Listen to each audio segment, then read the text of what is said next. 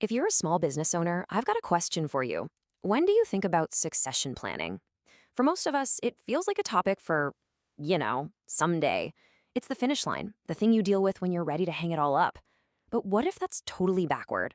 What if planning for your business's future without you is actually the smartest way to build a more valuable business right now? So let's just bust a huge myth right off the bat. So many people see succession as this last minute leap of faith you take when you're tired and ready to get out. But the truth, the smart way to do it, it's a bridge, something you build piece by piece over time. And thinking this way isn't just about your exit, it's a strategy that forces you to build a stronger, more resilient, and way more valuable company today. Let's give this idea a name. Let's call it the Business Legacy Bridge. See, this isn't just some dusty old exit plan. It's a living, breathing strategy to make your business better today. When you build this bridge, you're not just planning for the future. You're boosting your company's value. You're building rock-solid systems, and you're putting yourself in the driver's seat of your own destiny. So what's the end game here? It's to build a business that is desirable, durable, and totally future-proof. And honestly, it doesn't matter if you plan to sell next year or in the next 20 years. Every single step you take to build this bridge makes your business more valuable and more stable for everybody.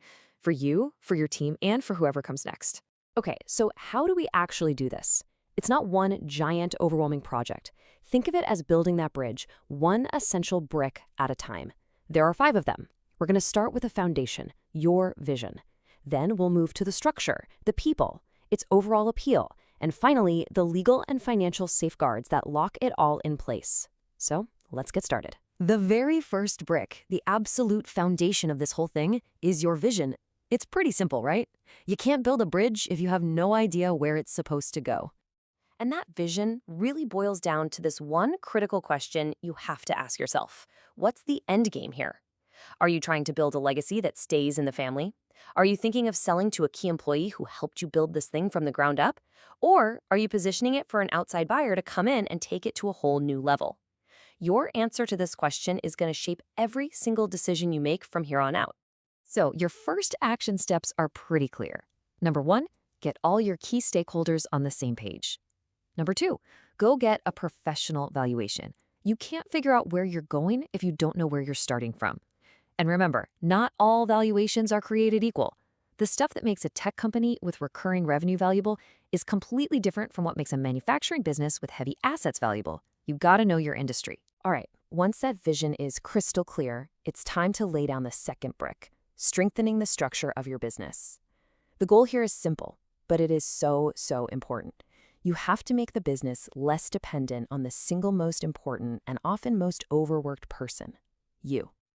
The name of the game is owner independence. You need to document all your processes, your SOPs, your handbooks, so that anyone could step in and understand how things work. Then you have to actively work on removing yourself from the day-to-day grind. Why? Because a business that can run smoothly without its owner is infinitely more attractive and, frankly, more valuable. And here's a pro tip for you. Do your own due diligence. Pretend you're a buyer, look at your business with fresh eyes, and start fixing the weak spots you find right now. Now, having great systems is one thing, but they're pretty useless without great people to run them. And that brings us to our third brick, nurturing your future leaders.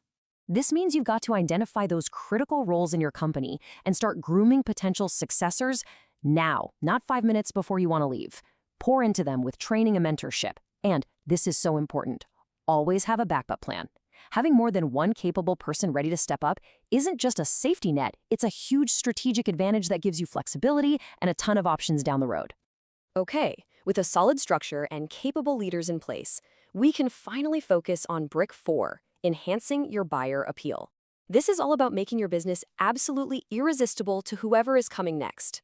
So, what makes a business just super appealing? Well, think predictable cash flow and a customer base that's diverse, so you're not in trouble if you lose one big client. Add in a stellar brand reputation and a skilled team that actually sticks around.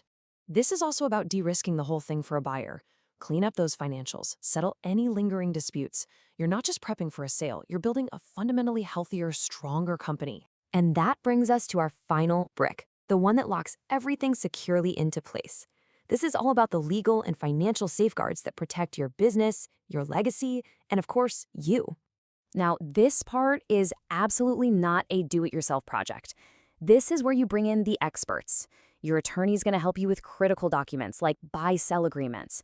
Your financial advisor will walk you through the tax implications so you can keep as much of your hard-earned money as possible. Seriously, professional guidance here is essential to make sure this transition is smooth and successful. Okay, so we've built the structural bridge.